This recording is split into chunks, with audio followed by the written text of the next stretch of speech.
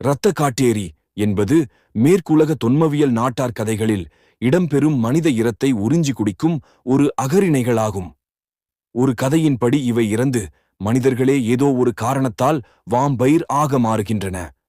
இவை வாவுவால்கள் போல இரவிலேயே இரை தேடி நடமாடும். இவை புராணம் அல்லது கிராமிய புனைகதைகளில் சித்தரிக்கப்பட்டிருக்கின்றன. இவை உயிருடன் இருக்கும் ஜீவராசிகளை அல்லது இறக்காத அல்லது உயிருடன் வாழும் மனிதர்களை அவர்களின் இரத்தம் குடித்து தங்கள் பசியாற்றி ஜீவித்திருப்பவை. 1, 2, 3, 4, 5, 6 the vampire by Philip Fern Jones 1897. இந்த வாம்பயர்கள் தாங்கள் மிகவும் விரும்புகிற மனிதர்களை அடிக்கடி சந்திக்கும் என்றும் தாங்கள் உயிருடன் இருந்தபோது வாழ்ந்த இடங்களுக்குச் சென்று அங்கு தொல்லைகளை உருவாக்கி சாவுகளையும் உண்டாக்கும் என்றும் கிராமிய புனைக்கதைகளில் சித்தரிக்கப்படுகின்றன. இவை ஒரு பெரிய துணியை போர்த்திக் கொண்டு சிவந்த அல்லது கருஞ்சிவப்பு நிறத்தில் இருப்பதாக அடிக்கடி விவரிக்கப்பட்டன. 19ஆம் நூற்றாண்டில் தொடக்கத்தில் ஆரம்பித்த நவீன புனைகதைகளில் வாம்பயர்களின் உருவம் குறிப்பிடத்தக்க வகையில் மாற்றம் பெற்று அவை ஒல்லியாகவும் வெளிரிய உருவுடனும் சித்தரிக்கப்பட்டன.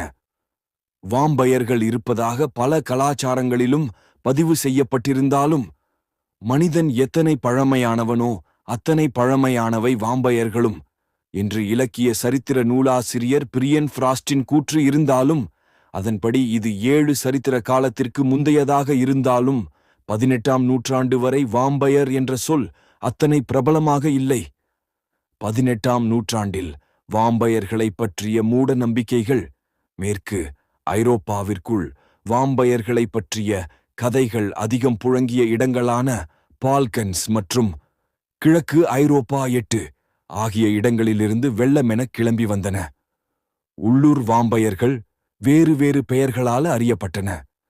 செர்பியா மற்றும் பல்கேரியாவில் வாம்பெர் வாம்பீர் என்றும், கிரேக்க நாட்டில் ரைகோலாகஸ் என்றும், ரொமேனியாவில் ஸ்ட்ரிகோ என்றும் வழங்கப்பட்டன.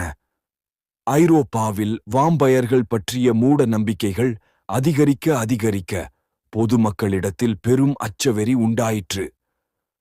இதன் விளைவு பல இடங்களில் சடலங்களை கொளுத்துவதிலும் மக்களில் பலர் வாம்பயர்கள் என்று குற்றம் சுமத்தப்படுவதிலுமாக முடிந்தது.